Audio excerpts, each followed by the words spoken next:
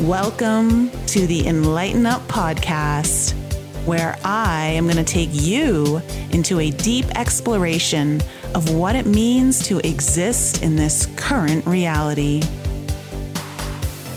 We are going to raise your vibes, open your mind, expand your heart, and dive deep into the wondrous mysteries and possibilities of this lifetime. There's been a spiritual catalyst that has set in motion the awakening process of many across the globe to return to the knowingness of self and unite what has been separated. Together, we're going to bring light into that darkness. We're going to remember the joy of living. But most of all, we're going to turn up the volume of our own eternal power and do the thing we're here to do.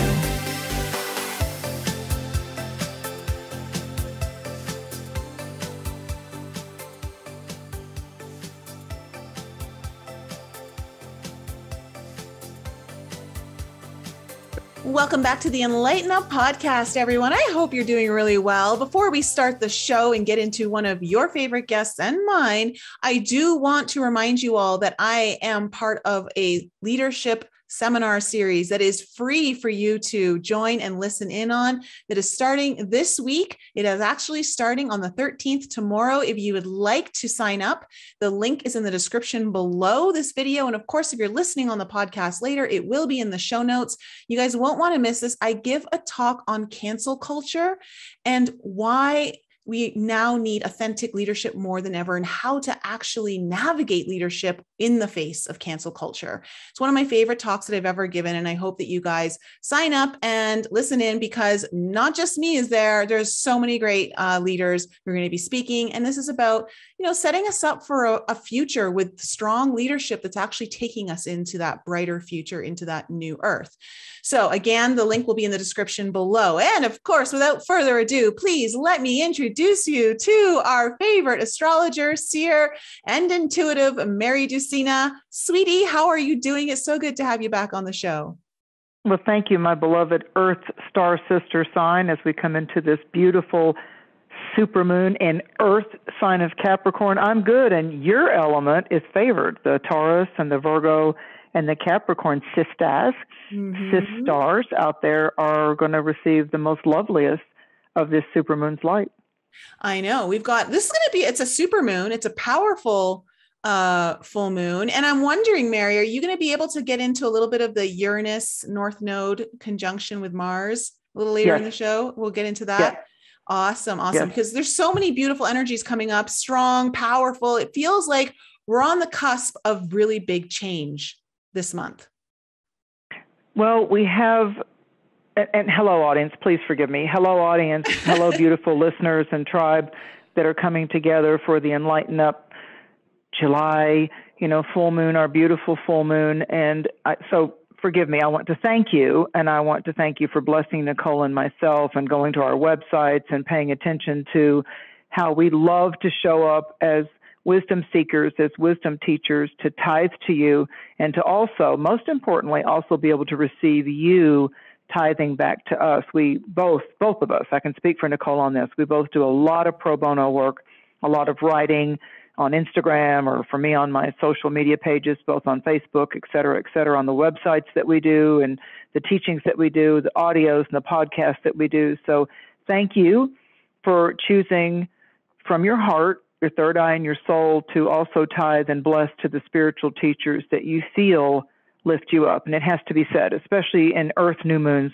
and full moons, it's a reminder to all of us, regardless of our zodiacal spice or flavor, that if it's serving your higher good, donate to it, tithe to it, support it, period, end of sentence. Okay, so this is the second supermoon in a row. We had our first supermoon in June at the Strawberry full moon. We've got 4 supermoons this year. We've got 2 that are new moons and 2 that are supermoon full moons. That's a mouthful. So supermoons come in pairs. Like there'll be 2 new moons and there'll be 2 full moons. And the super strawberry moon that we talked last time in June was that first supermoon full moon of 2022. And the reason supermoons don't come alone, never come alone, has to do with the number of days that it takes the moon to travel from its closest point to Earth, which is what a supermoon is, that it's, a percentage closer to Earth, to travel to its farthest point and then back again. And that's about 27.6 days. So it's kind of similar to the time when you start studying astrology in your own personal star map, to the time it takes the moon to go through from one full moon to the next, which is about 29 and a half days. So when there's a lunar month where the full moon is close to the Earth at perigee, as we call it, fancy name, then it also will be close in one of the other neighboring months. Now, there's a debate this year whether August will also fall in the category of a supermoon, but technically, in all the technical earthsky.org and NASA and space.com, there are 2 full supermoons and there are 2 full new moons. So this is the second one. And in my favorite studies, in the Native First Nations people, this is known by a couple of names. It's known as the buck full moon this time of year, when we have the full moon rising in the sign of Capricorn, which is the opposite and therefore polarity balance to the energies of Cancer, the ocean crab, in your chart. So Cancer, Capricorn are yin, and Cancer is water, and Capricorn is the earth to that water. So they are celestial sisters, because we have 6 yang, masculine energies in the zodiac of 12, and we have 6 yin, celestial energies of the feminine principle. So this, we've shifted, Nicole, to your point from last month. Mars has moved in to Taurus now around July 5th, and then we had Mercury move into Cancer. So instead of all that rush, push, get out there and grab it, don't sit on your butt, you're the only one that can make it happen, you've got to start running the race. Mars, when it entered into Taurus on July 5th, it said, slow down, simmer down, find your focus, and focus on your value and your worth. And also focus on, with the sun in Cancer, focus on where in your life now, in 2022, where in your life now is your sweet spot? Where do you feel secure, most secure? So the buck moon, the animal totem, the male deer, the buck moon is because it's beginning to shed. They call it the velvet. It's beginning to shed off of its antlers. And then the other name for this full moon, it's certainly been true in the Smoky Mountains, is called the thunder moon. And there can be like copious thunderstorms, more than how much rain you get, what they refer to as the thunder and lightning beings. The sky is speaking, is the way the Native Americans talk about it. So we have the element of rain. And when we come to the air element, even though we don't technically often see the wind or the breeze, when you get thunder and the cloud beings darken and they swirl and they dance up in the sky and the birds start flying higher and things start seeking shelter and we park our cars different and we listen if there's going to be or tornado or hail. So right now, if we're strong electromagnetically in the water and earth signs, the air spirits have to talk back to Mother Earth. So remember, at a full moon, it's Grandmother Moon. Even in the Native people's language, it's Grandmother Moon speaking, visiting, and lighting up our Mother Earth. That's yin. And Capricorn, when you look at, let's look at it as archetypes and psychologically. The Cancerian energy is the little person. It's the little child. It's our inner child. It has to do with, the baby's been born, and so it's entered a new world. And we're beginning to teach it, oh, that's hot, or oh, yes, that is. And we're starting to teach the littles, the littles in our life, the toddler type of thing. It's also the direction of south on the medicine wheel, which has a lot to do with how and why we protect the young in our society. The young interprets to be the little lambs, the innocents, the vulnerable. And so we, as tribal protectors, as medicine women, medicine men, as grandparents or parents, we're going, and friends of those people that have the littles, we're going to be eyes wanting to protect them. So it's like the tribe wants to protect the innocent lambs in the pasture of life.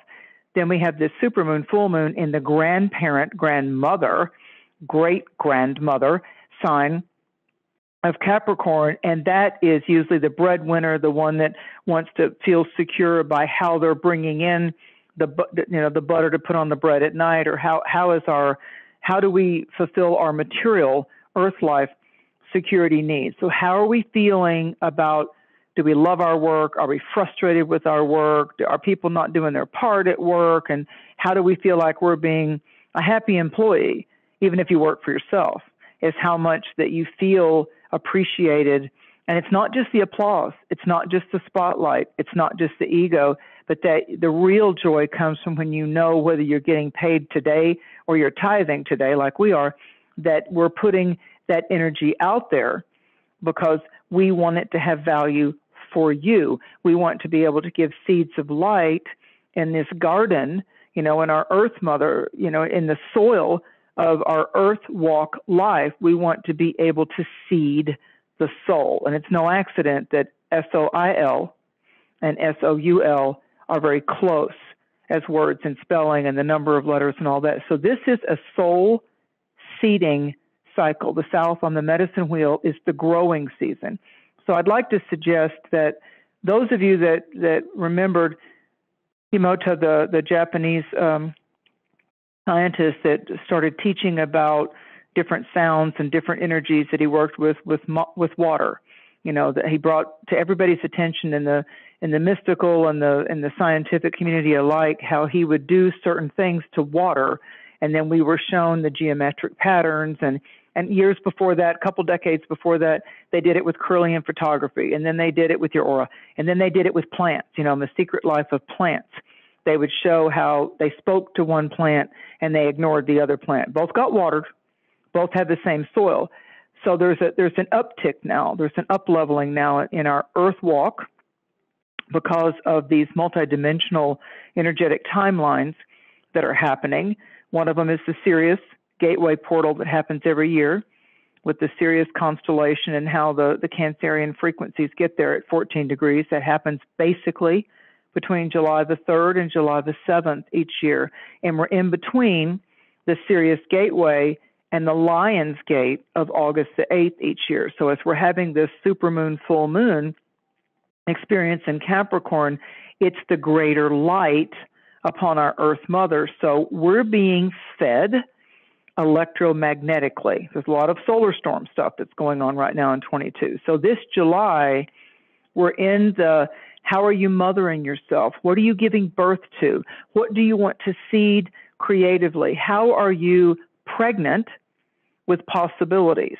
What do you want to be a mother to? How do you want to nurture and father it and mother it? So the father is the actual seeds, and the mother is how we nurture it, protect it, and make sure the little plant or the little kitten or the puppy or the baby bird is nurtured and protected from anything predicious. Now, make no mistake about it, Capricorn, like all the other 12 signs, has that dark side to it. So it's ruled by Saturn. Saturn kind of rules the Capricorn Aquarius signs. It's got its little toe in the water there.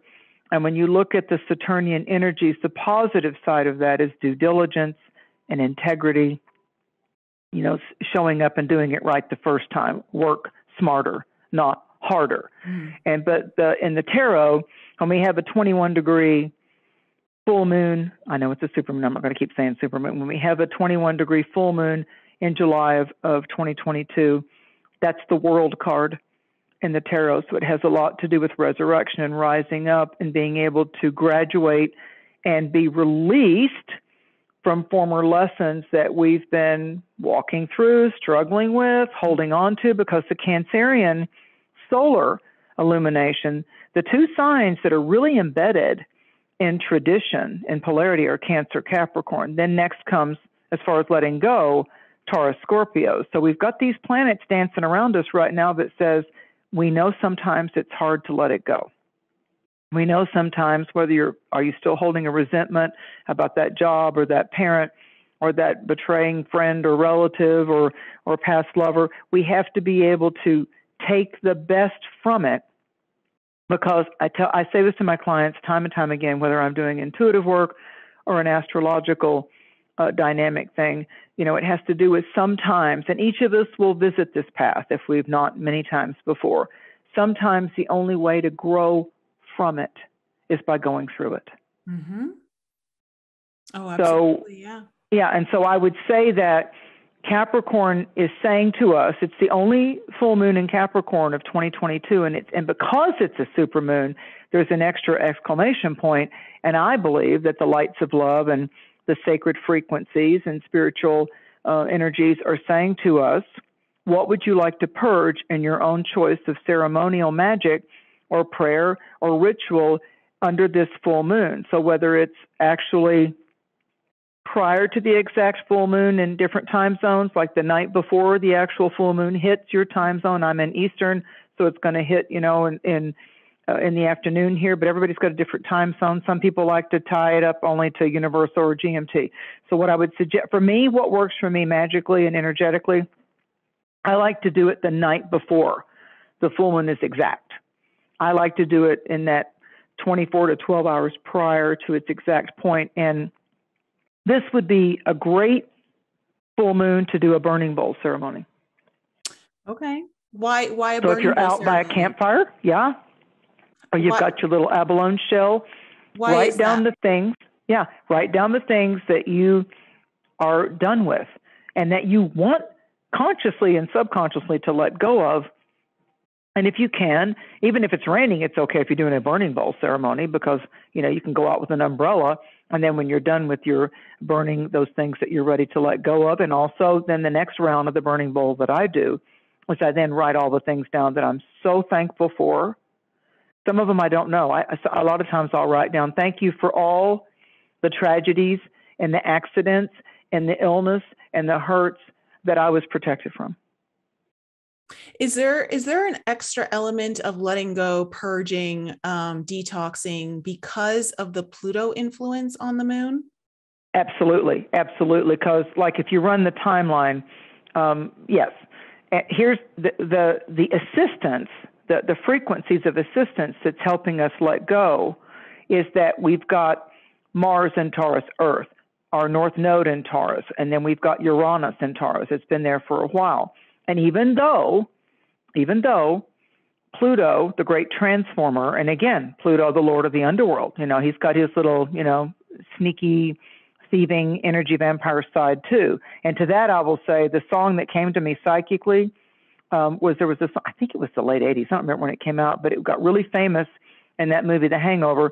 And it's by Hathaway, who was a German, Trinidad, very attractive guy singer saying, what is love? Baby, don't hurt me. Baby, don't hurt me. So if you go over to YouTube and type in What is Love by Hathaway, Hadd, double D's on like Hadda, then way, Hathaway, What is Love?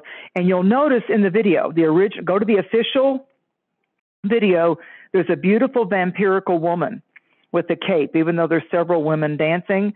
He keeps saying in the lyrics, what is love? Baby, don't hurt me. Baby, don't hurt me no more. And she bites him as a vampire. It's all very artistically beautiful and glamorous, but she bites him in the neck. And even though there's other dancers and things, if you watch it, remember it's like in the 80s, so it wasn't so much CGI then. And he kind of transforms into a bit of an attractive vampire as well. So the Capricorn and Pluto influence has to do with what can be draining you or sucking your vital life force out of you. So again, to answer that question, Nicole, it's a wonderful time with Pluto and the moon coming together in the same sign that we would also align our chakras. So whether you want to go out with a couple of your favorite crystals in the moonlight, if you want to do whatever process that you do to acknowledge, Capricorn's about focus. So I want you to, it could all be done in 5 to 7 minutes, but go outside and actually start with the front portal opening of your root chakra, and go through your colors, the red, the orange, the yellow, go on up. And then also, as you're coming back down, seal those chakras from the back too with the white and the golden and the violet light until you've got that auric egg that Edgar Cayce talks so much about, that you're actually in 2022, in July of 2022, you're now helping the transformative energies, the resurrection energies of Pluto and Capricorn touching and meeting up with, having a meeting in the sky with this grandmother supermoon to say, Pluto says, look, I'm just all about resurrection. It doesn't have to be the lord of the underworld. It doesn't have to be energy draining. Just tell me how I can do the resurrection, because I'm just here to transform. It doesn't have to be a vampire bite.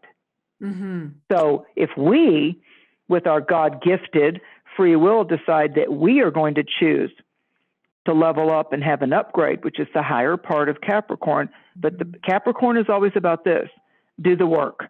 You can't just fantasy into it. You can't just do one little quick affirmation and say, okay, and then go out and party and drink all night, because you're still, pulling in the... Don't burst my bubble, Mary. Oh, you can party after the full moon, no problem. But I mean, I'd like you to do your seals and your shields beforehand. You know what I'm saying? I'm joking, set your intent, you to you, and you to your higher self and your guides. It's like, no, we're supposed to have fun in the earth life. It's only a problem if it becomes habitual or addictive.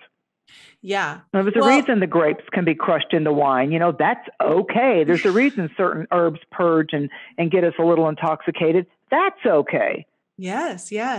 I've been enjoying those a lot lately. Atta girl. Well, it's of the earth, it's of the soil. But I would say get your hands in the dirt somehow, whether you walk into a big box store and buy yourself a new little plant that a lot of them are going on sale right now. Bring home a flower that's fragrant. There's a lot of power in flowers because we've got this earth stuff of the original spring garden of Mars in the North Node and Uranus and vibrating in that big triple conjunction that's rare, that's coming up over July 28th and August 1st. Now, if you think it just happens those 2 days, no, it starts amping up in its arrival of that triple conjunction, that rare conjunction. It's exact over July 28th and August the 1st, but it starts going into the actual degree motion of that July 13th. Yeah. Yeah. And this really does feel like we're on the cusp of some really big changes, whether we're aware of them or we're not. We could be, acting as the passenger, or we could be acting as the driver. And that's totally up to whoever, to each individual. But it does feel like this full moon has it. I mean, it's a supermoon, so that's always makes it a little bit more amped up. It's a full moon. So, extra light, a lot more illumination, and you've got Pluto influencing it. And then you've got, like you said, America's Mars, return, Uranus, and the North Node assisting this full moon in driving a lot of action, but also sudden change that is very much destiny aligned. Let's talk about the medical aspects of these signs that you just mentioned. So Capricorn, Saturnian ruled. Okay, let's just move away from Pluto just for a second. Mm-hmm. Saturn ruling the sign of Capricorn, the moon's rising, and supermoon exact point at 21 degrees of Capricorn. So those people born in a cardinal sign, or those people that have a rising sign or a moon in the latter degrees of Aries, Libra, Cancer, Capricorn. So from like 18 degrees to 24 degrees, 25 degrees, right around in there, because we've got this full moon happening at 21 degrees. So let's give it a little span there. Let's give it 4 degrees, 3 to 4 degrees before 21 degrees, and then give it 4 degrees after 21 degrees. So let's just, because moons move fast, but it's a supermoon, so it's got more impact. So medically, Saturn rules the teeth, the bones. It has to do with the skeleton and the frame of the structure, which teeth are a part of. So Capricorn also has to do with the condition and the quality of our skin. Are we nurturing our skin? And the first thing that nurtures your skin, whether you're biologically male or female, is, are you hydrating enough? And are you looking at the quality of the water that you're putting into your body? So if I go to the store and I buy a gallon jug of distilled water, I haven't worried about whether it's Fuji water or volcanic water or all these kind of things, or it comes from a Berkey filter or a Berkey machine or whatever. I do what Emoto did, and I send love, and I allow love. I let the love of everybody that had involvement with that steam distillation of the water or whatever water you're buying, and just bless it and send love to all the waters of our Mother Earth. And then I thank the water. God, gratitude is such a high medicine. I thank the water, and I thank what it's going to do for my body. You can do this in nanoseconds. And then I drink the water. So we've got to reconfigure with this Taurus and this Pluto and this Capricorn energy that our overall wellness and our overall immunity, because water is baptismal in a sense. It's the first baptism. The second is by fire. So the water comes in and detoxes us no matter what we've gotten ourselves into. Even if we go out and get on a good drinking night, we've got to have water because we've driven ourselves into dehydration because all alcohol converts to sugar. And that's why it bounces our blood sugar up. So your bones, your teeth, your skin. Now, when we've got these conflicts coming in, when you've got Jupiter in Aries and you've got Chiron in Aries, Aries, like Scorpio, can be bites, like bug bites, which are more prevalent when you live in the northern hemisphere with summer months anyway. But then there's another thing that happens that those of us that live in the mountains stay very savvy to, and that's the months that copperheads do come out, April, here in the mountains, and then when viper snakes, when they have their young, when they've gone from snake eggs to live snakes, because viper snakes, when the babies are born, they're born with full poison. So July is when copperheads give birth. So when you're walking your dog, when you're taking a hike, those of us that, those of you that hike out in the West or you hike here in these lush green mountains, you have to be respectful of Mother Nature. Oh, there's that Cancer sign again. There are things giving birth. On the medicine wheel, we go from the woodpecker creature totem and the buck that stops on July the 21st, and we enter into the salmon animal totem on the south medicine wheel when we get to July 22nd. So we're shifting even our animal totems. Taurus rules the voice, the thyroid, the neck, and everything that has to do with that clavicle of how the neck is involved with the skull, the head, Aries, and then going into the collarbones and the arms, Gemini. So Taurus is that vertical area that has to do with our skull and that, that area from our skull to our neck connecting into the top of the spine. So anything to do with necks or whiplash or maybe singing as a type of therapy that you can put on your favorite songs from right now or the past, or maybe, writers are favored right now with Mercury and Gemini. So there's an energetic signature, but all of it can be helped by hydration because Capricorn is earth. It's foundational. And so Taurus also rules the physical body overall. Why? Because we're Earth citizens. We live on Mother Earth, and Earth is Taurus. The first Earth sign in the Western zodiac is Taurus. So if you look at your physical body, even though all 12 signs energize a certain region or zone in medical astrology that I've studied, but Taurus itself is our physical vessel because we live on Earth, and it's Mother Earth. And Mother Earth is like also the number 3, the Empress card in the tarot. This is a 21-degree, 21-minute Capricorn supermoon. So it's 21 and 21. So if you look at the major arcana, you're looking at the world. You look at another major arcana, you're looking at the Empress card. So in your oracle decks or your tarot decks, pull out the 3, pull out the 21. And then when you look at the card of Pluto, because Pluto is conjuncting this full moon, when you're looking at Hades or the Lord of the Underworld or Saturn, when you're getting into Saturn, then you're getting into the card number 15, which has to do with those vampires and those dark energies trying to lure or tempt us back into our old self-debilitating patterns. And when you look at Pluto, you can look at the Magician, or you can look at the Fool, the one that starts the journey and says, I have faith as my fuel, and I will not only take the first step forward, but I'm going to keep going. Because Pluto is always transformative, always. So if we as Earth citizens, if we engage our mind into its higher aspects, if we engage the psychology of our intention, if we summon up the sacred frequencies of our soul and engage what is my heart telling me at once, my heart's eyes, what is my third eye, what do I feel and get from my guides. And when you're doing readings for other people or for yourself, if that's your shtick, then look at when you're working with yourself or others, if the Empress comes up or if the World comes up, until we get to when Nicole and I talk again. For the August full moon, those are going to be the cards that are going, hey, here's a sign.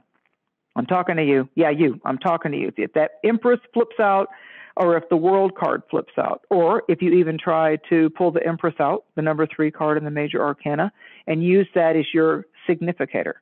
Use that as the card to represent you. And then look at the readings of the 7 cards or 10 cards or whatever you choose to work with. Or here's a quick way for those of you that are ADD. Get your tarot deck, keep them face down, shuffle them until you feel right, and then go through your deck. Now look at them. You're going to turn them over and look at them and go through the deck until you find the Empress. Stop. What's the card before her? What's the card after her? Pull those two out. And the Empress. Keep going through your deck. When you find the number 21 World card, what's before the World? What's right after the World? There's your reading right there. Ooh, I like that. Yeah, it's quick. That's the one I like to do because it's quick. I've never been one that wanted to use 25 cards to do a reading. It's just like my mind will be all over the place. To me, it's like, the Capricorn thing is just like, what's the black and white? What's the bottom line? So Capricorn rules the knees specifically too. And Cancerian energy is around the mammary glands and the breast. So it isn't the size of the breast. It's that area that represents, like the medicine men taught me, when you go to the ocean, you're at Mother Earth's womb. You're at the effluvia of her life-giving or life-taking waters. When you come to the mountains anywhere, you're at the Earth Mother's breast, because we get fed from the breast as mammalian creatures. So we suckle like other creatures, like cows and little lambs and things like that. So when you come to the mountains, or you find yourself in meditation going to the mountains in meditation instead of the beach, if you're craving the salt water, you're craving something new in your life, in your meditations or your past life regression work, if you find that you're in the lush forest or in the mountains, the trees in the forest are the antenna reaching to spirit, and the mountains are that you're ready to be fed by spirit, not so much by morals. And we've got both.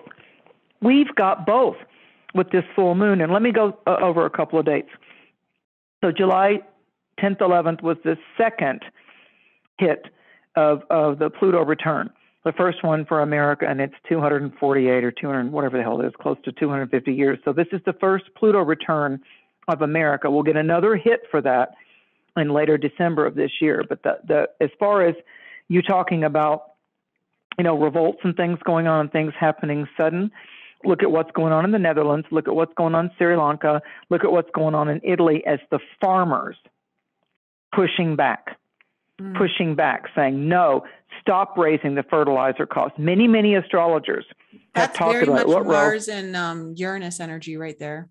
Well, and also the fact that we've got the North Node in January of this year. Uranus has been in Taurus for a while, I think since 2008, and Mars was in Taurus 2 years ago. Okay, it takes 2 years to go through all 12, but what's new that hasn't happened for 19 and a half years, that's starting all this farmer and fertilizer prices and food chain supply and the starvation, and you don't get this, and eat crickets, and we're going to go have a steak. You don't need steak or hamburgers anymore, is that the North Node shifted into Taurus and Scorpio in mid-January of this year of 2022. That's the add-on that's big, because that's the eclipses this year. Make no mistake about it. When the North Node and the South Node change signs, that means the eclipses for that first year will only occur for us in 2022, will only occur in Taurus, Scorpio. And it takes 19 and a half months to go through that cycle, and it's not happened since 19 and a half years ago. That's what's starting we the people with Saturn in Aquarius now. That's what's making people push back. Aquarius is we the people. So the farmers and how the elitists are trying to push the farmers or we the people. Now we'll go under the radar, we the people, and we'll come up with incredible new light-filled inventive ways to do something different with growing crops. We the people will now become, because of the government's push and locking us down and saying, we're going to have this, do as I say, not as I'm doing, while they go to their parties and talk about green energy, and yet they're jetting all over the place, using up all the fuel they want to. Yeah, we the people are going to be like, you know what, we're going to get real quiet and real stealth, and we're going to take care of each other. That's the beauty of Saturn in Aquarius, because Aquarius is the future. Aquarius is the unorthodox. Aquarius is our touch with ultra-terrestrials, frequency beings in light and color and sound and other dimensions. July 5th, they started up CERN again. Yep. They started up the Large Hadron Collider. I just found out last year that they're building a baby CERN at Oak Ridge, Tennessee. Oak Ridge, Tennessee was the Manhattan Project, and it's where they built secretly in stealth mode the first atomic bomb. Oh. Yeah, so NASA in Oak Ridge, Tennessee, it's now called Oak Ridge National Lab. Yeah, but it used to be just the atomic lab, because that's what it was. But they kind of wanted the Oak Ridge National Lab. They changed the name when it got so famous for the first atomic bomb. So I have relatives that worked there. I know all about that little ditty. And that's a fascinating thing to go to your YouTube and watch on the History Channel, the story of the Manhattan Project. You want to get your eyes opened about back in the 40s? Yeah, that was going on. And NASA and CERN, and the stuff we're doing up with, let's not forget, when Trump was president, what did he add on to the new military thing? A new military branch called Space Force. Yeah, that's Aquarius. That's Aquarius. So no matter who would have been president, him or her at that time, to actually come out and announce, as silent and psyops as the elitists want to be, to actually come out and do a little la la la la la and say, we're adding another branch to the military. It's historical, and it's going to be, we now have Space Force. That dropped down all kinds of paragraphs to me. Yeah. Yeah. And the AI thing, saying that AI is going sentient. So we've got the farmers, Taurus, we the people, Aquarius, and the elitists, the government back in 2020, the darker side of Capricorn. Oh, I did mention that, didn't I? The power controllers, the power mongers, the elitists, the Klaus Schwab and the Bill Gates telling us we need to depopulate it. Oh, let's not forget the recent thing that just happened. The Guidestones went bye-bye. Oh, yes. Yes, I saw that. So think about Capricorn and Taurus. Stones, crystals, rock formations. So the native peoples call anything to do with marble or stone or the river rocks or crystal, those are the stone people. That's an element of earth. So here we go, the same day that CERN starts up on July 5th, whatever you want to believe, lightning struck it, it was the divine hand of a divine light, or somebody came in and blew it up at 4 o'clock in the morning. But what happened was they blew up part of the stone, the Georgia Guidestones. And what was the whole conspiracy theory behind it was that these are the stones that are saying, first they kind of beguile and bewitch by saying, oh, whether you're Buddhist or this or that, we all have to care about humanity and all this. And then it goes, and oh, by the way, yeah, the population needs to be reduced to just 500 million on the whole global stage. So it's like, sucks to be you. We're going to reduce the population. And they were installed March 21st of 1980. So they deliberately put them around the spring equinox, but they got blown in the sign of Cancer, the mother. So here they try to erect them in Aries, right? They did do that, shifting from Pisces to Aries in 1980. And then when we got to July 5th, in the Sirius portal gateway opening that only happens once a year, July 3rd through the 7th, it was like, see ya, wouldn't want to be you. And then they said the crews came along, and because of safety reasons with those stones and how heavy they were, that they were going to go ahead and demolish all that marble and everything. So whichever the side of the fence that you want to be on with that, now the division is happening. The division is happening with, no, the elitists blew it up because they don't really want us to become so savvy to the fact that, all the mystery that's around them, they want to depopulate, and Gates has talked about it, and the medical community's talked about it, and there's all these things spinning for a long time. So let's just get rid of some evidence here. Let's just blow it up and get rid of it. Then the other side of that is like, God's will be done. We, the people, are pushing back, and you're not going to depopulate us. Let's give you a message too. Yeah. So, your intuition will tell you what it means to you. But the visual symbology was in the Sirius portal gateway opening, the first day that they cranked up CERN to run on the hits and bigs, God particle that they're trying to work on over there, big secretive stuff, as secretive as NASA, the stones get blown up. I just find that like, wow, as we're coming into this Capricorn supermoon, in between two supermoons that started back in June at the strawberry moon, and here we have on July 5th, within 20 minutes, Mars went into Taurus. Oh, look, there's another earth sign, earth, stones, mountains, crystal. Okay, so on July 5th, Mars shifted in to Taurus, feminine, goddess energy, and we're all talking about the whole Roe versus Wade thing. That's going on too. And then Mercury slipped into Cancer. So how we're thinking and what we're doing, the goddess is rising in the yin energies right now, the high priestess, the empress, the goddess, Mary Magdalene, all this, Isis, all these Greek and Roman goddesses and the energy of that and the feminine warrior that knows how to bring forth light between her legs at the gate of the temple is all very activated right now. And the psyops can do whatever they want to do. But when a real powerful warrior woman who knows her power, loves her mate, loves her child, protects her clan, yeah, when she does that, whether it was back in the cave woman, whether it's in the Native American tribes, whether it's Aboriginal in the outback, or whether it's a woman that has achieved the high of her crown chakra and not just the portals of the divine gate between her legs, when she's come into her full power, whether she's giving birth to an earth citizen creature or not, she's always being impregnated. She's always deciding what seeds she will take into her body. And a lot of times she doesn't randomly mate with just anybody anymore, even if she's on birth control. She understands the dynamic. She understands the effluvia and the energy elixir that's entering her body. She becomes very deliberate. Now, vampirical women or succubus will go take that life force out of a guy. It's like, here you go, I'll visit you in your dreams. I need some of your energy. Yeah, that happens. That's been revered all throughout history with the beautiful vampire woman, right? Or the beautiful vampire man, the incubus and the succubus. Again, back to the nodes. The nodes are in Taurus, Scorpio. And we all know the darker side of Scorpio is Mars and Pluto. So that can be Lilith, that can be succubus, that can be incubus, and it certainly can be the empirical energy. Look how attractive I am. I want some of your juice and some of your energy, and I'm going to come in because I'm thirsty.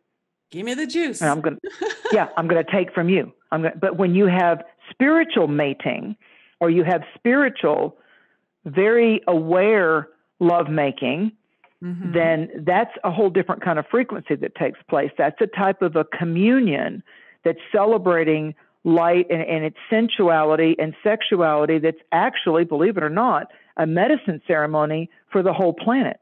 Because the sky, Father Sky, and Grandfather Sun are mating with Mother Earth in the symbology of our Earth citizen mammalian vehicles.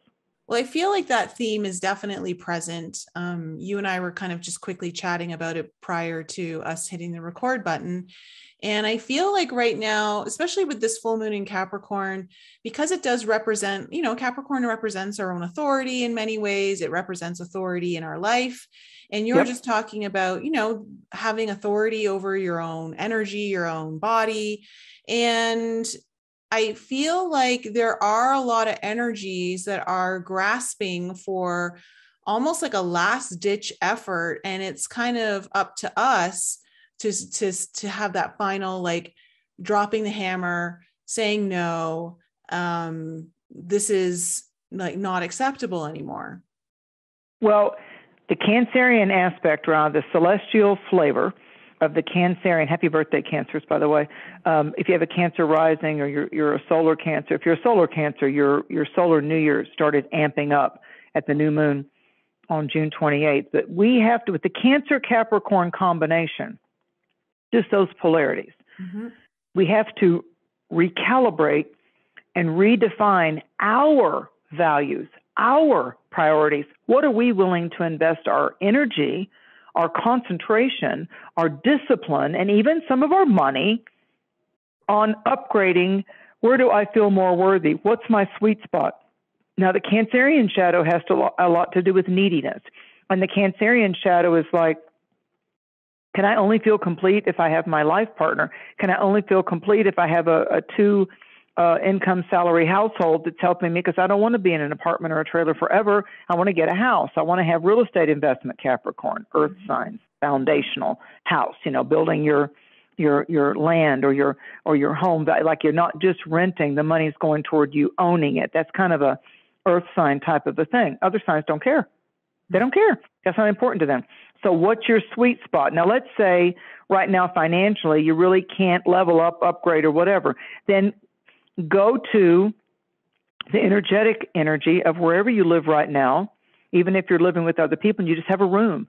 Go into your room and feel what colors upgrade you right now. Maybe a new washcloth in that color, maybe a new bath towel, maybe a pillow, maybe a sheet. Doesn't have to be exorbitant, interior design stuff. For those of you who can afford it, yeah, rock the Casbah. I would do that. But how can you make your living portal vortex more of a sanctuary, Now, part of that starts psychologically and physically with you don't let people come into your home that raise the tension bar.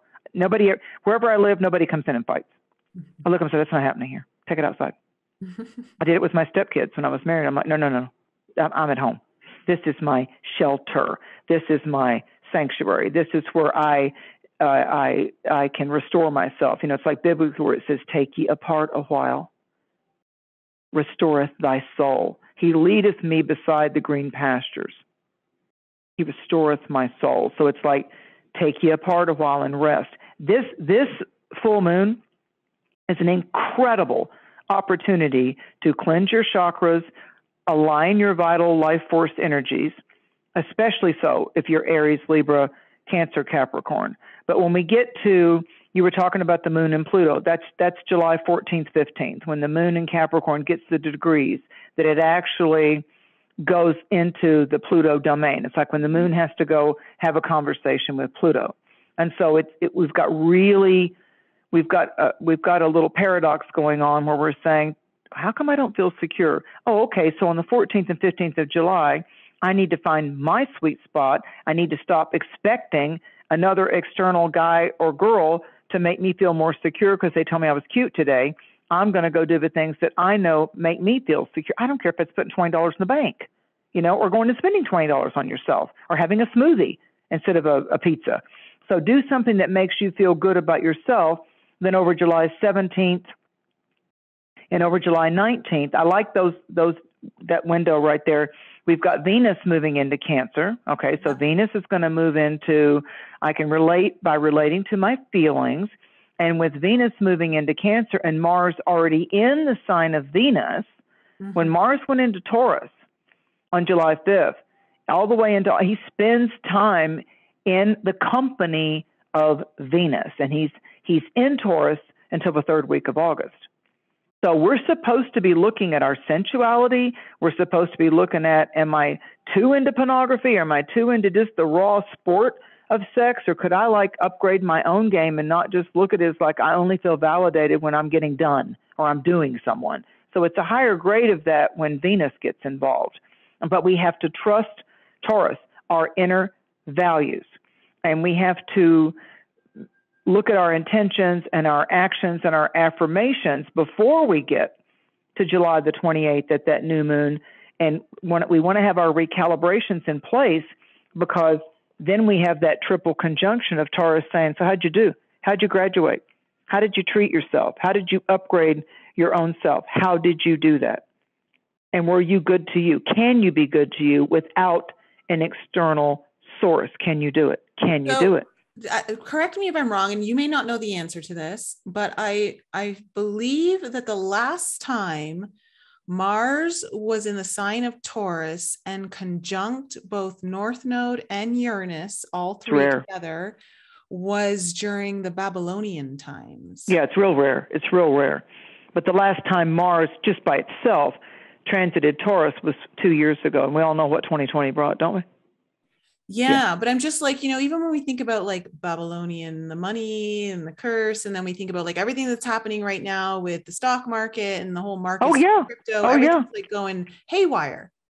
Okay, if you look at those three signs, Taurus is about my material world. Capricorn is about how can I put my best effort forward. Capricorn's about climbing the mountain. It's the goat. It wants to climb the mountain. It wants to get to the higher view. You've got more CEOs, people that want to own their own business, people that want to go to the top. But it's not so much the vision. It's about, I'm going to run this company. I'm going to make this happen. So you're thinking about shipping and steel and building supplies. Look at how much the Lowe's and the Home Depots and all the, the construction guys going, oh my God, the price of wood, so the Taurus and the Capricorn and then Cancer, the crab, has to do with the housing market, and it has to do with mortgage rates, and it has to do with more about, maybe my house is selling at an all-time high because the interest rate has been down. But if I don't already own another place or own some land to build on, remember, wood and building supplies have gone up.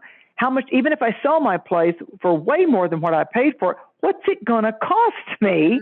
What's it going to be worth if I move again? And the whole rental market has gone up and gone crazy. I got my clients talking about, oh my God, rent is like cray-cray. Yeah. You know, so, and then you look at the one thing we didn't talk about over July 18th, Mercury in the sign of Cancer. That's how we think, it's how we process, and how we can recalibrate. When an astrologer tells you an advance date, then, and you apply yourself in an optimistic venue and protocol, you can take advantage of the stars, even if the alignments are a little testy or testing. So now that I'm telling you at the full moon that by the 18th and the 19th of July, Mercury in Cancer will be opposing to Pluto. So at that point, you know, we turn into little kids going, I don't want to. Honey, take out the garbage, go make you, I don't want to. And now when you say that to an authority figure, that's going to get you in a whole host of trouble, more than likely. It's like you're being defiant. So I'm suggesting that rather than automatically getting into your inner child and throwing a temper tantrum with your lover, your husband, your wife, your work, or whatever, be the team player and don't even have to be asked. Go do what you know you're supposed to do over the 18th and the 19th. And then before Mercury enters Leo, which is enlivening, on the 19th, the sun will oppose Pluto. So it's a passion. When you get the sun involved, it's passionate. When you get Pluto involved, like Nicole was talking about, it's authority. And so but Leo is positivity, like a lion roaring. So then by the 22nd, the sun's entering Leo. So we're starting to look at loyalty. We're starting to look at leadership skills, fun, partying, passion, self-expression.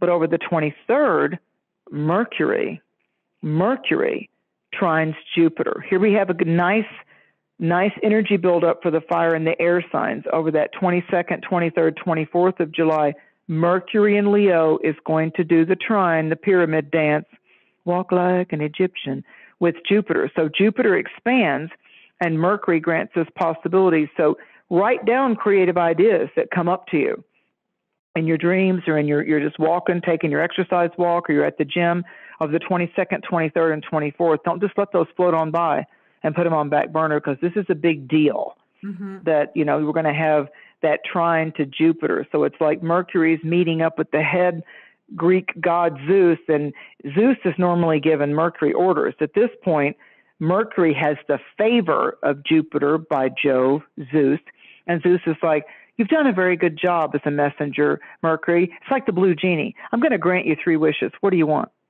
Be careful of what you ask for, because you're not going to change it once you ask. Be careful of what you ask for. You may get it.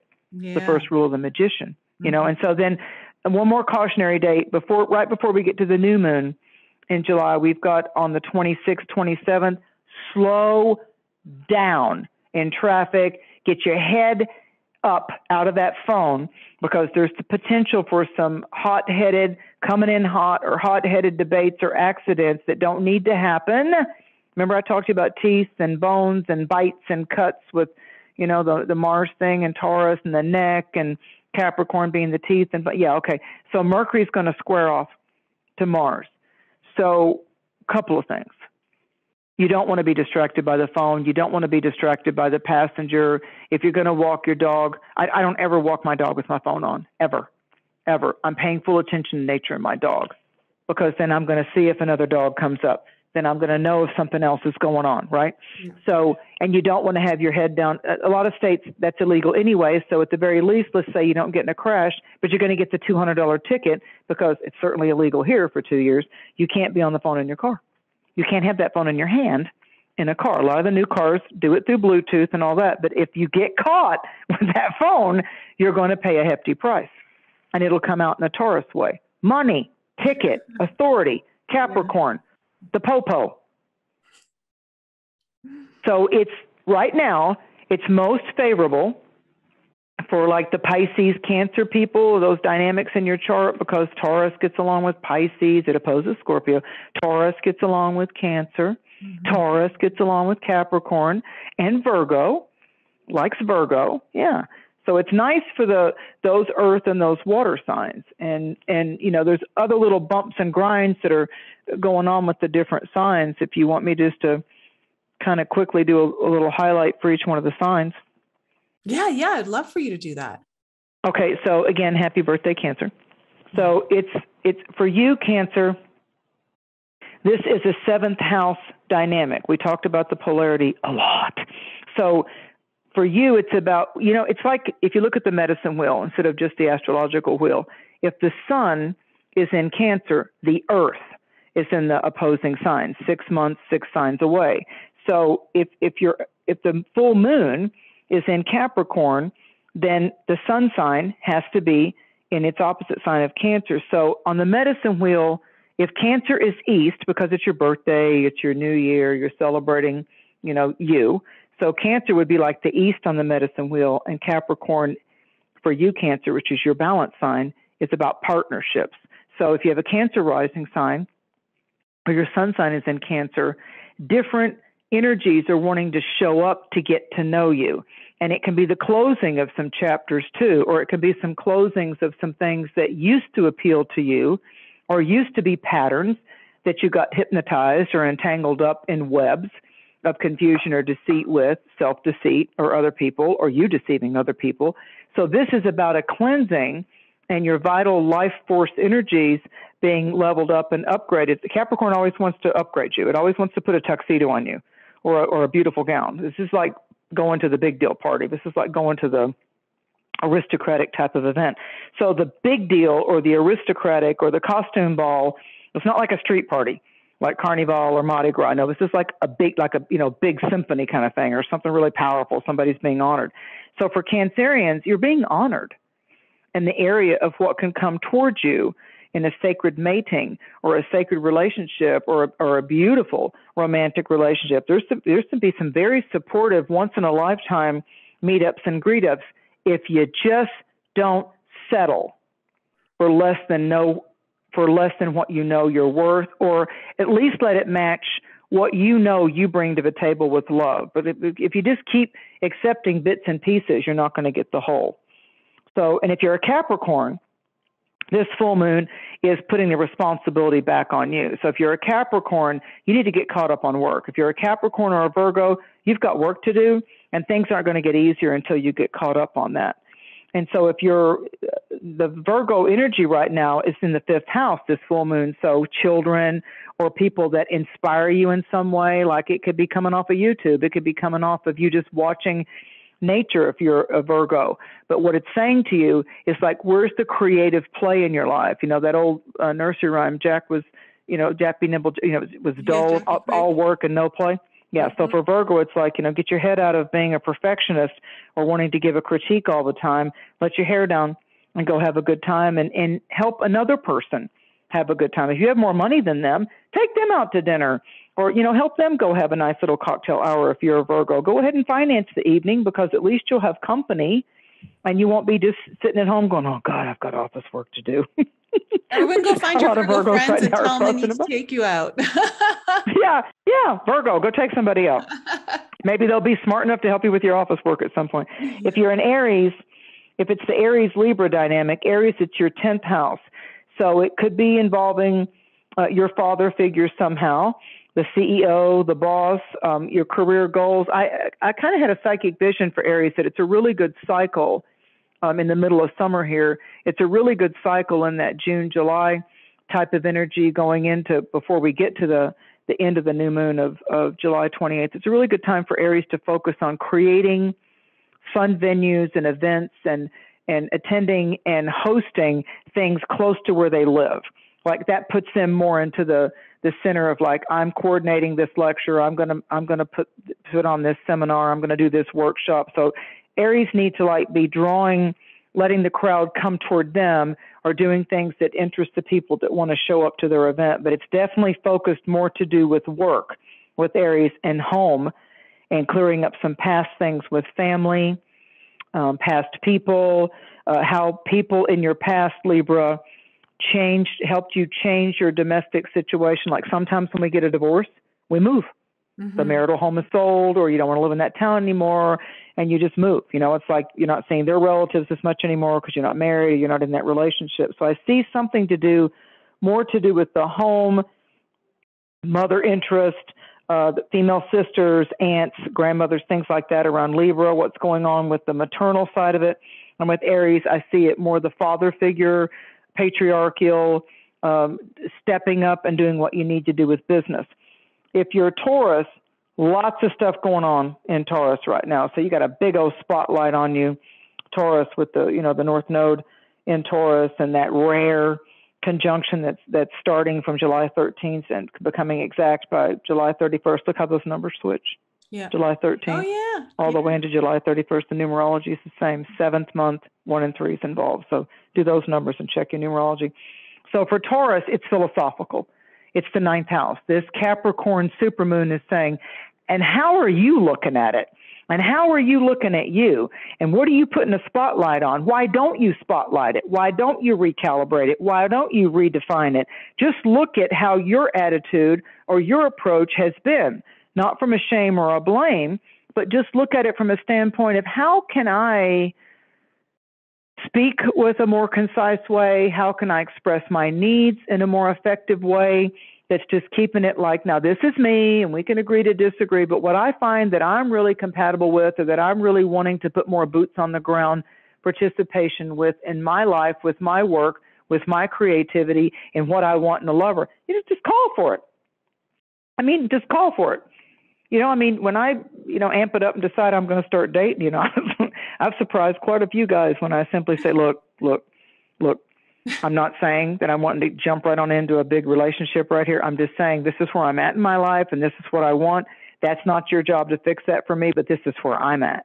And so if you eclipse that or get in the way with that, we're not going to be dating. So we need to know right off. With Mary Dusina. Well, it's like, if we're going to date, then we don't need to date if we're not congruent in where we're at in our life. If somebody just wants to kick it up and blow it out and party and get ass kicking drunk and, go to raves every night, it's going to be like, yeah, that's fun for about a week, but then you're going to bore me. Yeah. You're going to bore me. Mm-hmm. And, anybody that's got any Aquarius, all you Aquarians out there right now are going to be doing the side grin. Anybody that's got strong romantic planets in Venus or Mars or your rising or your moon, and Aquarius is like, here's their sensual turn on. If you bore them, if you're not compatible intellectually and psychologically, if you've got Aquarius romantic planets, you're out. No matter how buff you are, no matter how good your body is, the Aquarian's going to go like, I can see down the road, you're going to bore me. And that's it. They're out. So if you're doing the Taurus Scorpio thing right now, Taurus is about, I need to look at my goals, not just business-wise, my philosophical approaches and where maybe I've been too needy, where maybe I didn't know that I was being a bit of an emotional vampire, or I was kind of snatching a little bit of thieving energy because I was feeling insecure that day. And for Scorpio, it's the 3rd house. So Scorpio, it's about your community, your neighborhood, any things that you may or may not want to clear up with any siblings. It's that whole cousin sibling thing, and or they could be some great boons of support right now. But the 3rd house mainly comes back to Mercury.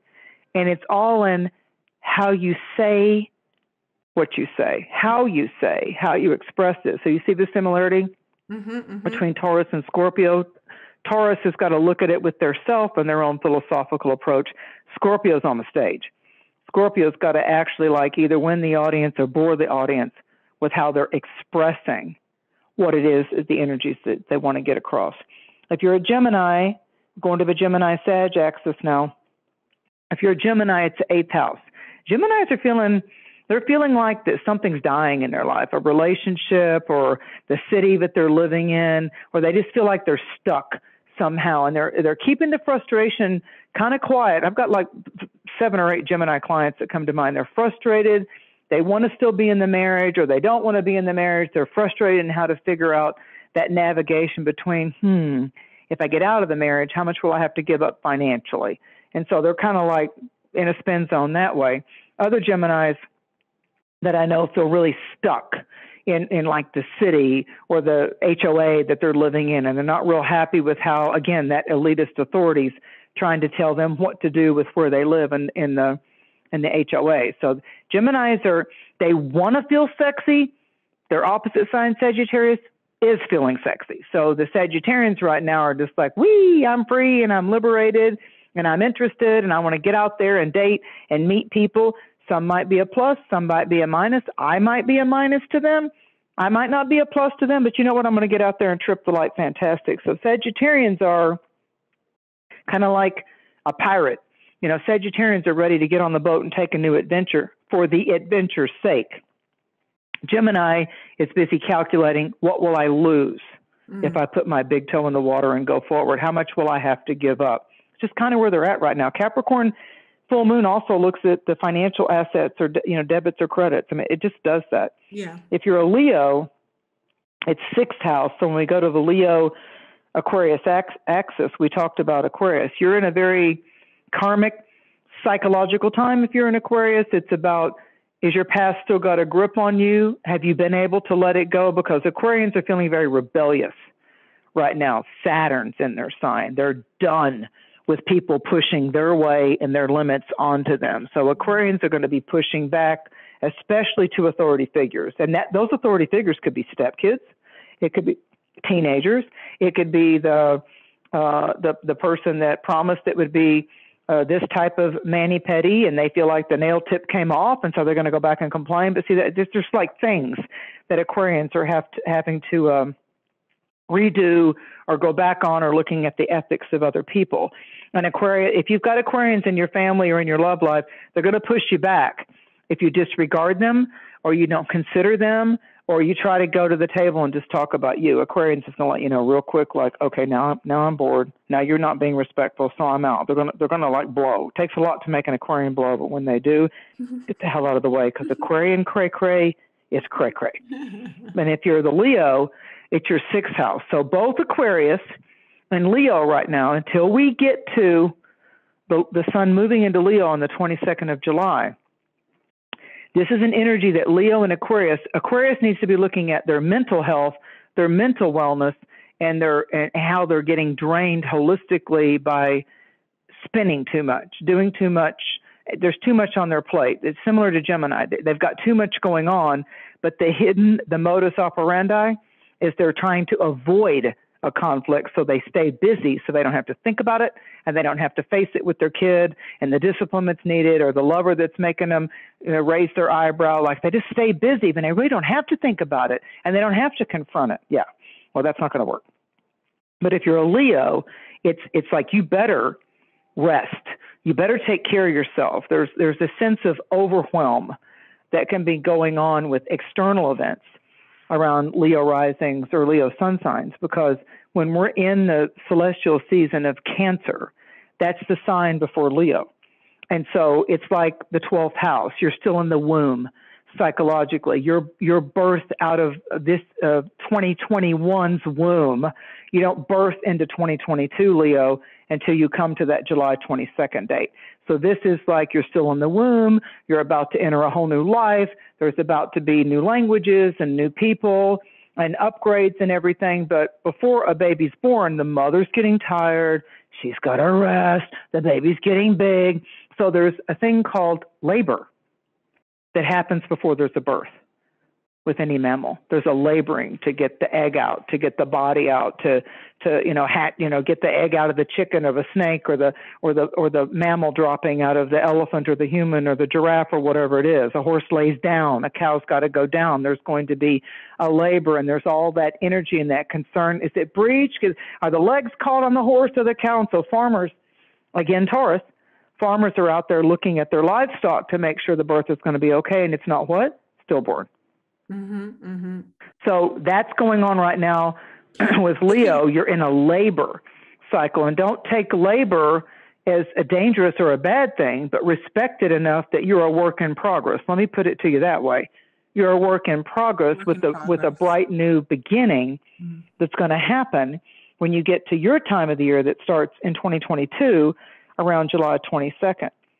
And I think we covered them. I think we did Aries, Libra. Can you do Pisces? Because when you talked about Virgo, you kind of skipped over. I don't think you did. Yeah, I was going to say, I know I missed one. Okay, so with Pisces, with the Virgo, what's going on with the Virgo? It's, again, that fifth house. So it has to do with maybe you're avoiding the office work because you're wanting to play too much. So if it's a fifth house for Virgo, mutable earth, then for Pisces, it's the 11th house. And I see a nice creative surge for Pisces if they can not just need to party with friends all the time or expect friends to pick up the slack if they're not doing this or not doing this. With the 11th house, it has a lot to do with dream weaving. So if you're a Pisces that writes songs, or a Pisces that's into photography, or you're a Pisces that's an author, or you've been wanting to write scripts or get something on the ground, off the ground, creatively into actual tangible assets, that could be very strong for Pisces right now. And I think that Pisces right now would benefit from going to a musical event or, a concert or, Shakespeare in the park or, some kind of local band playing while you sip on a little margarita and have a grouper sandwich or something. I mean, it's the kind of thing where for Pisces, it's another one of those little get out in your environment type of a thing and see what's available now this year for you that wants to talk to you at the restaurant or wants to talk to you at the beach bar or, you take a hike and then all the hikers come off. Yeah, I remember when I did that to Colorado and I was hiking and it was summer. It was August. By the time we got to the very top, taking the incline and everything, they were serving hot chocolate up there because it was cold. I'm like, well, that's cool. I left with hummingbirds and I'm up on top of the mountain here having some hot chocolate because it's damn cold up here and I dressed for summer. So, yeah. So there can be a big peak experience if you're a Pisces right now that can happen. But if Virgo and Pisces are kind of wanting to play but not take anything serious. Yeah. Okay. Yeah, well, they really don't want to be corralled. I want to hang out with all the Pisceans and the Virgos. Right. Yeah. Well, and you can act. Virgo's buying me a meal, and that's Pisces right. Virgo's going to take you out, and then you can say to Virgo, "So where do you feel?" One of those tabletop conversations can be, "So where do you feel stagnant?" Listen, I know how to play the dating game with the zodiac. Where do you feel stagnant in your life right now? So the key, if you're wanting to date, and do not use this in the wrong way, use it in the right way. If you want to be an energy wizard. So your conversations at the bar or at the restaurant or when you're hiking is, where do you feel like things are really opening up and flowing in your life and you feel secure about that? And where do you feel like things are stagnant?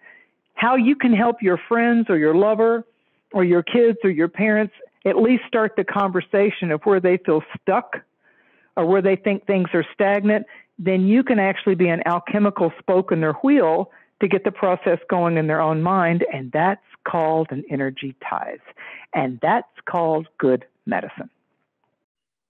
Period. Love that. I love that. And we all need to show up. We don't need to take crap. Capricorn's about setting boundaries to the people that just want to come and use us and drain us. But the good side of Capricorn, we set the boundaries and say, hey, I know what I deserve. I know what I'm willing to give you in business, in love, in friendship. So don't disrespect who I am. And never forget this, especially when we're talking about earth signs. Our energy is currency. 100%. It's your biggest currency. Absolutely. It's your value. It's your worth.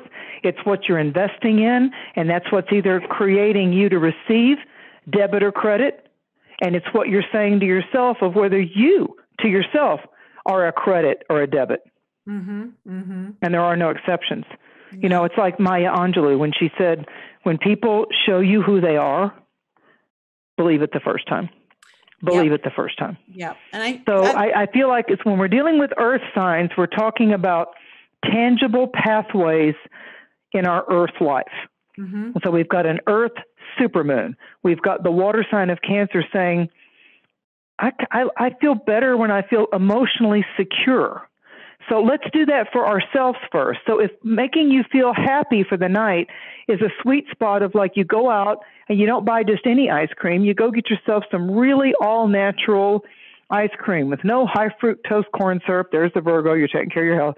No high fructose corn syrup. It's just natural vanilla and natural coconut or sugar or whatever's in that ice cream. And then if you want to put chocolate or caramel or strawberries or just fruit peach on top of it, or sometimes I'll put coffee on top of vanilla ice cream. It's really great. Then you're getting to be the master and the artist yourself. But if you start out with junk just because it's cheaper, tightwad part of Taurus and Capricorn, don't think a Taurus and a Capricorn and a Virgo can't be a tightwad too. Because if they're not feeling good about themselves, they start to get stingy. Mm-hmm. With anything else out there, even to themselves. Like they'll say, I'm going to buy that. I'm just going to go get that ice cream sandwich because it's only 50 cents. I don't care. I don't care if it's one day before it goes out of date. Mary, you're making me want to go get ice cream right now. Then go get the good stuff. even if you buy a smaller amount, like all the stuff has gone up at the store, that's Taurus. We've looked at that. That's the evil side of the Capricornian elitist, right? I mean, my favorite ice cream, Turkey Hill all natural ice cream. Oh my God, it went from $4 to like, look the other day, I'm like, oh my God, it's knocking at the door. I'm starting to realize a pattern here. And I'm going to make a disclaimer on this show that for guys, Mary's going to be coming on the show monthly now to do the full moon talks. Okay. So every time there's a full moon coming up, Mary's going to be on the show. I am going to advise you to not come to the show hungry because we always talk about food. Well, okay. But look at the prime. We have to this year because we've got earth signs involved with the North Node, right? And so what's happening with this North Node in Taurus is it starts with the baby being fed. It starts with the little animal or the baby or the bird being fed. So energetically, what's feeding you psychologically and spiritually? I'm just as much about we need to go to a banquet of spiritual upgrades. Absolutely. What's your dessert spiritually? Where's your feast psychologically? How can you be of benefit to your own self as a beautiful banquet of your life this lifetime? This is the life that matters. Yeah. This is it. I'd love to see everybody go out and get their little comfort food right now. It might be macaroni and cheese for a lot of people. I'm okay with it. I suggest everyone get their comfort food before they ever listen to another one of these shows. That's right. And let's take it a step further. Let's see if they can psychically guess what food that will actually be featuring for that particular sign. Oh yes. Okay. So we'll make that a thing, guys. So every month, you know what full moon's coming up, just guess what foods you think Mary and I are going to start talking about. Look at the sun sign too. Because like right now the sun's in Cancer and that's homemade. Mama's thing she made the best. What was my favorite pie or my favorite soup that grandma made? That's Cancer. But next month it's Leo Aquarius. Yeah, good luck. It might be Romanian goulash next month. Oh my goodness. So to kind of wrap up this whole kind of full moon energy, what I've gotten from you, at least let's just say what I've ascertained were big things. And I know there's other things, but I feel like obviously we're talking about a Capricorn full moon. We're talking about leveling up, upgrading. And we're also talking about our energies and how important I need to understand that our energy is our number one currency. We should not be giving it away for free. We should not be giving it away liberally. You want to pick and choose where you give your energy and also where you receive your energy. And I think with this being a Capricorn full moon, something is coming to light. With it having a bit of a Pluto influence, with it only being 6 degrees off the moon, we're also seeing that there might be some things that are going to get revealed to you that have been hidden, perhaps some sort of secrets, possibly someone, fronting their energy and not showing up in the way they thought. And now, you're coming in for an upgrade. Perhaps maybe you need to be aware of who's around you and what you're going to say no to and what's enough and what you're not allowing. I think that's debit important. or credit. Mm-hmm. Debit, credit. Make that a little mantra for yourself over the full Absolutely. moon. And going in for the next couple of weeks as you get closer to the new moon in Leo, because think about everyone in your life who's a debit and a credit. Who's debiting from your account? Yeah, we're honoring them with respect, but if it's continually a debit, and it all falls on you, or they're draining you, and they're not doing their own work. So I'm not shaming or blaming, but I'm using my divine discernment, and my divine discernment is saying, I'm not helping them if I keep doing the lesson for them, or I keep 100%. enabling them, or I keep letting them avoid what I know because of a friend or someone that loves them that they need to deal with and need to do. I'm actually also becoming a debit to them. Yes. Absolutely. You're 100% right. I'm so glad you said that.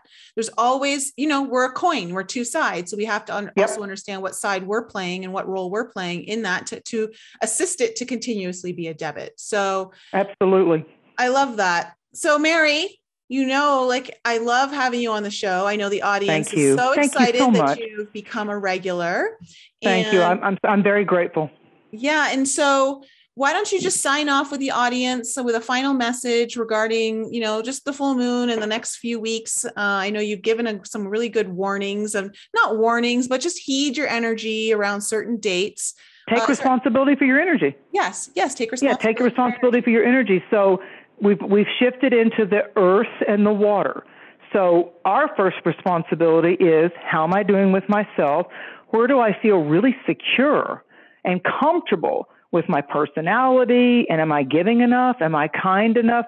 Where do I tithe my currency? It doesn't always have to just be money, but you know what? It's good for us to spend some of our money in kind deeds and doing random. I want to bring back random acts of kindness. You know, we need to do that. We need to tip and treat and do more of that. Even if we budget ourselves, Taurus, Capricorn, and say, okay, I'm going to do this under $50, but I'm going to only budget $200 for play for the next 2 weeks. If you've got it, then go do it and bless somebody else. That's the upper side of the predominance of the earth signs. When we've got a lot of Taurus and a lot of Capricorn, go give.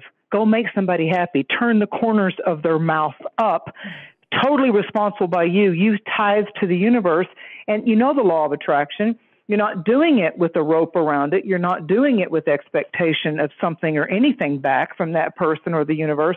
But it's just the law of attraction. If you give with a pure and a sweet heart, and you create a soft moment and a sweet spot for somebody else energetically, you can only be blessed.